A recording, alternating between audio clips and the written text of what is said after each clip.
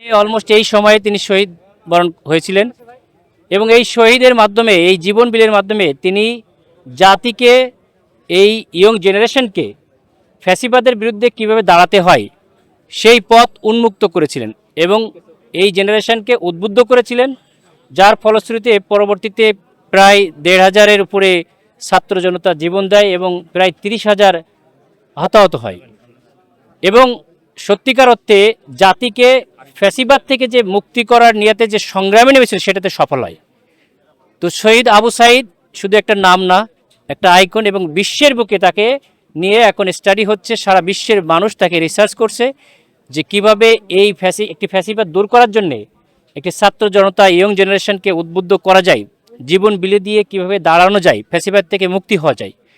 সেটারই ধারাবাহিকতায় জামায়াতে ইসলামী সেটাকে এবং ইসলামী ছাত্র শিবির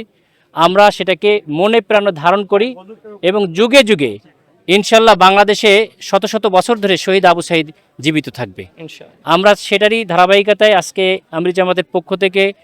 আমি এখানে ঢাকা থেকে এসেছি, আমাদের এখানকার এমপি সাহেব নুরুল আমিন ভাই আছেন, আর বর্তমান